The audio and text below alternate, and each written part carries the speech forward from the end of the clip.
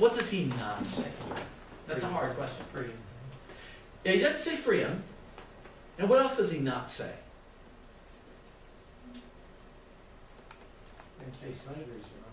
Yeah, he doesn't say that slavery is wrong. Okay? Why did he not say that slavery was wrong?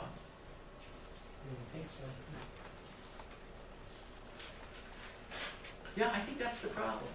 I don't know that Paul actually recognized the moral problem with slavery. Okay? Now, part of the deal is when you're immersed in a culture, it's very difficult to see the moral problems that are part of that culture. I mean, it takes a real kind of act of concentration and deliberation and even detachment. Okay? I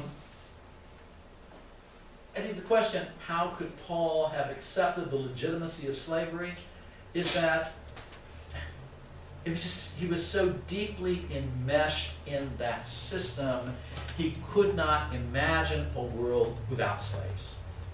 Okay? That seems to be the issue here. He tries to ameliorate it. He knows an individual slave owner. He can appeal to him out of friendship. If he knows an individual slave, he can appeal, out of compassion or something. But he never questions the legitimacy of slavery itself. Now, here's the question for you, because remember, we don't only query Paul, we query ourselves, right? Let's stipulate that slavery in antiquity was an oppressive institution, right? What are the oppressive institutions in your experience? Church. And I will, well, let's be thoughtful about our answer, okay? In the sense that an oppressive institution would be one that inhibits the full flourishing of the human person. I mean, that's the kind of classical answer to what oppression amounts to, okay? If you are, for instance, prevented from getting an education, okay? There is some oppressive force that's responsible for your being prevented from getting an education, all right? If you are unable to get adequate health care, okay? We would identify that as an oppressive force that would stand in your way of getting health care. See what I mean? And we presume that things like education and health care help the human person to flourish, right? Hard to flourish when you can't get an education and you can't develop your mind. It's hard to flourish when your teeth are hurting, or you've got an appendectomy or something that needs to be taken care of, or appendicitis needs to be taken care of, and you can't afford the surgery. So in that sense, and I don't mean, when I say institutions, maybe I should have said forces here. What are those things in our culture that prevent or impede the full flourishing of the human person? Divorce. I think divorce does. Economics. Some economic systems, maybe. I saw another hand up, yeah. Some of the criminal justice system. Some of the criminal justice systems, we talk about, there's a lot of talk here, especially in St. Louis, of the school to prison pipeline. So that you've got a kind of collusion, if you will, between educational institutions and prison officials to pretty much kind of send people on a track that will end them in the penitentiary. Okay? What else? Racism, sexism. Racism, sexism. Whatever force causes abortion. Whatever force is causing abortion. And there is an interesting correlation between economic prosperity and abortion. Okay? When times are good, people have fewer abortions, which is really quite interesting to me. What else? I think that about churches, male clergy. Male-dominated clergy. Okay. All right. Yeah. Parts of the consumer culture. Yeah. Parts of the consumer culture where some people exist so that I can be dressed comfortably and cheaply. Now, I don't know how it is at WashU, because I don't spend much time over here, but at SLU, interestingly, and probably because of the influence of kind of Ignatian spirituality and so forth, the students are very aware of sweatshops. And they'll have you walk across campus, and occasionally there'll be, especially in good weather like we've had the last couple of days, there'll be booths set up outside, sort of showing students that certain lines of clothing are made by people who are paid an inadequate wage or are chained in some cases to the benches in which they're assembling the stuff, and it gets sold at, and they'll even name the retailers. So they'll encourage students to boycott certain brands and certain retailers because in the end, you're party in that respect to a system that exploits people. Okay? Yeah. The media. How would you say the media is an oppressive force? I think it is divisive, and I think that it separates people from like their fellow neighbors because people just kind of go in their living rooms and turn on the TV, and that's a substitute for like public life now. Yeah, right. I heard another analysis that says garages that where you enter from the alley have contributed to, and I've got one of those, contributed to the alienation of neighbor to neighbor. Because you used to park in the streets and then walk up in your front porch and you'd see your neighbor parking in the front, you'd at least wave to one another. And it's true on my street, and I, live in Tower Grove. It's a cool area of the city. I've made it my point of meeting my neighbors, but truthfully, there are days that go by and I don't see them because we're all sort of driving in and out of our garages. Yeah. Now I don't turn the TV on when I get on. I get home. I'm a music guy. Okay? Just so you know. Were you going to say something? No. Okay. What are some other forces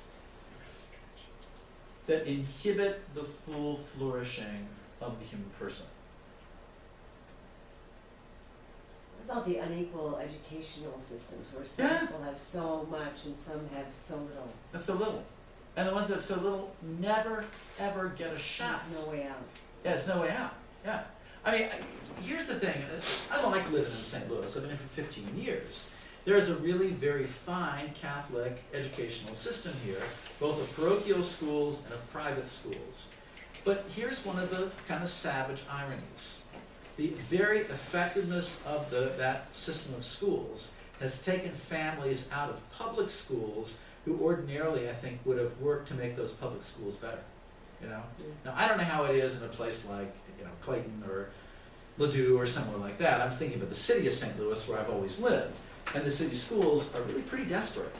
I mean, if I had children, I would probably try to keep them, out of the city schools, mostly because, then I wanted to have a shot at getting educated at a place like SLU or WashU or somewhere like that,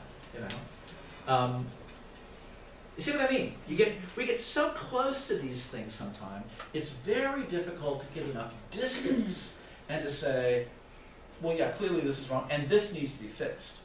Because the other piece that gets to be really problematic is, yes, you can identify oppressive forces or institutions and culture, but then coming up with a solution is extraordinarily difficult. Who knows? Probably need somebody who's an undergraduate in history, maybe European history.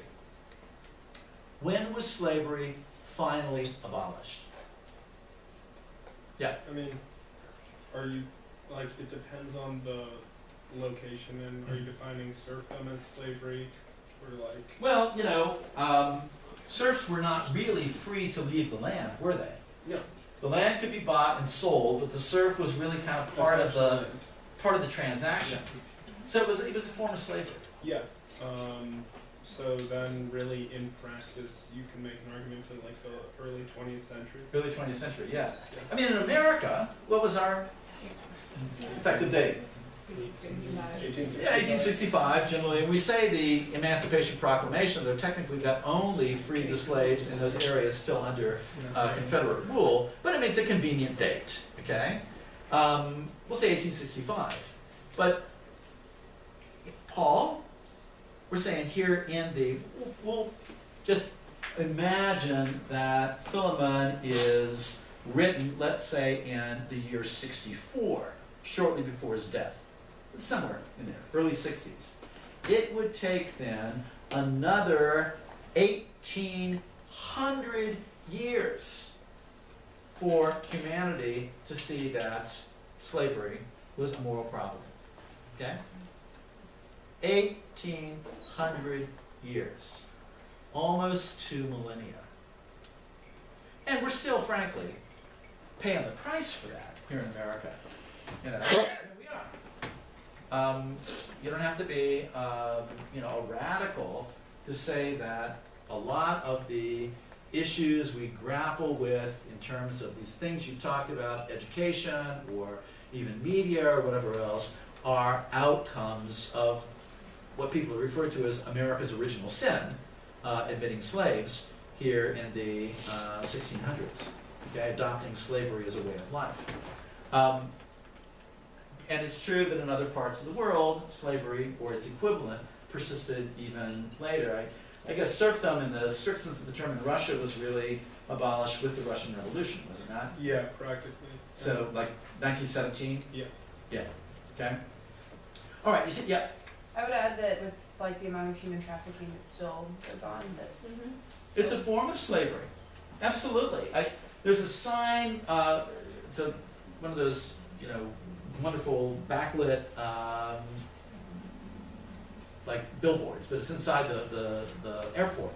When you're waiting for your luggage, it says, "This is the face of human trafficking," and it shows a guy who's sitting in front of a sewing machine, you know, and he looks sort of desperate, and he may have to go to the bathroom, and it may be a posed shot, but the idea is that this guy is not really able to flourish in this crappy job he has assembling, you know, sweaters or whatever it is he's making, sportswear. You know, a lot of your sportswear is actually made in sweatshops, okay? We tend to think of human trafficking as a kind of euphemism for prostitution, and sometimes it is, but there's also economic trafficking. It's a very, very big deal in Texas, where I lived for such a long time, where people are taken across the border by the so-called coyotes, and taken to some sweatshop, oftentimes in a big city like Houston or Dallas or Austin or Fort Worth, and basically virtually chained to a bench where they oftentimes do piecework. So yeah, it's a form of slavery. Okay, it's illegal, and maybe that's the difference in this world and in the world we're talking about that ended in 1917 in Russia or in 1865 here in the United States. It was still legal. At least now, we know it's wrong, even though we still do it. Okay. All right. See my point? It's hard to identify these things, and even more hard to find a solution. Okay? So, we can hardly blame Paul, but here's the question. Let's take one of the easy things, like the sweatshop stuff. How is it we find it possible to accept the legitimacy of, let's say, sweatshops? Because we're getting some. Yeah, we want this stuff. Yeah, we want the stuff. We want it cheap. We want it comfortable. You know? Yeah, what were you going to say? I was talking to a student yesterday about this, and she was saying, yeah, but if that job wasn't there, this person would have no way to make money. So there's a way people look at it from different We can perspectives. rationalize. and to the same end, if on our end, if you don't have a job here, you still need clothes. You know, you can't necessarily afford $100 shirt. You can afford a $4 shirt. Yeah, right. Well, just on a practical level, our society's gotten so complex that, you know, if I'm going to Target to shop for my kids, I don't necessarily even know how I would go about researching where the 34 objects I'm about to buy were produced and if there were humane conditions. Right. I mean, granted, you probably have Google on your phone, but Google doesn't know everything, does it? You know? You can hardly look up the brand and say, you know, is this made in the sweatshop somewhere, because Google might not actually know that. And I'm absolutely, utterly in sympathy with these things. What else? What else makes it possible for us to accept the legitimacy of oppressive cultures and or forces? Yeah, I would say like education and like I'm thinking specifically about academia. I think that like college culture definitely has like, it really tries to impress certain perspectives on you. So like I'm thinking a lot about like abortion, and like the SU president just signed a letter to like basically denouncing cuts to Planned Parenthood. And yeah, on WashU's campus it's just like it's like a given that you're pro-choice, and they like people think of Planned Parenthood as like the standard bearer for, I guess, like I don't even know, like civil rights and social justice. So Right. that is just like shoved down people's throats on this Right. campus. Here's, there's what you say, in fact, as you kind of provokes a thought in me. Oftentimes, while in education, like the kind you would get at WashU or St. Louis University or Notre Dame, where I went, can teach you critical thinking skills, it also imbues us with a sense of privilege. Or a term, and that's the term that gets used oftentimes in political discourse today. In my generation, we've been called entitlement, okay? A sense of entitlement that says, well, I'm a Notre Dame grad, you know, and I deserve certain things. I deserve a good life, and I deserve the comfortable home and the, you know, late model car, and I deserve to send my children to a school like the one that I went to. And the entitlements or privileges that we had are seen not actually as, I mean, quote unquote privileges, but actual rights. Well, of course my son will go to, I mean, name whatever your elite school is supposed to be, because that's where I went, you know. Entitlement tends to blind us to, frankly, the oppressive forces that give us the place that we enjoy in society, okay? I mean, and that's a hard truth to have to swallow, because, let's face it, I mean, your teachers, Gary, your parents, everybody want you to do well at Washington University. And we want you to do well and good, of course, once you finish, and you move on to whatever life has next, right? And then we want you to contribute to the Catholic Student Center and you know, probably to Washington University as well. But I mean, you know, everybody wishes you every success in this world, but here's the point. With that kind of goodwill that's supporting you now, and presumably for many years to come, the danger or the shadow side to all that is this privilege or entitlement that tends to blind us to these oppressive forces and institutions. Yeah, Phil. It seems another thing to me is that there's a sense of it's okay because everybody's doing it. And it's been going on 10,000 years. And so, you know, there's diminished responsibility. Right. Because it's all corporate. Well, what, you know, it's the thing that makes me particularly crazy. People will misconstrue what they'll quote Jesus correctly. They'll misconstrue what he means. They'll say, well, the poor you'll always have with you. Which, you know, doesn't mean throw up your hands because it's impossible ever to deal with it.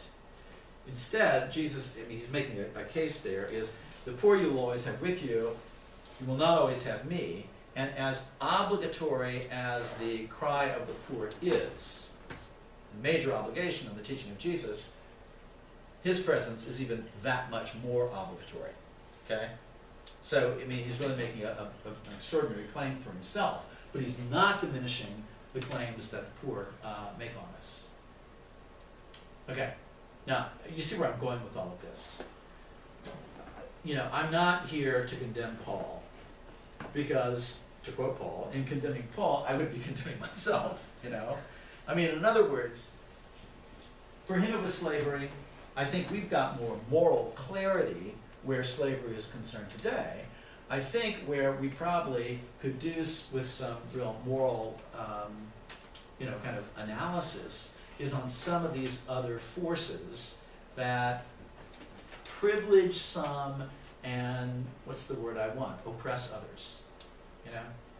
And that's going to take some hard work, and it's going to take some smart people, and I'm looking at a bunch of them right here in this room, okay? And you don't have to major in sociology or economics or critical theory or something like that. Anybody who's got a good mind in his or her, you know, head should be able to kind of help figure out answers to this kind of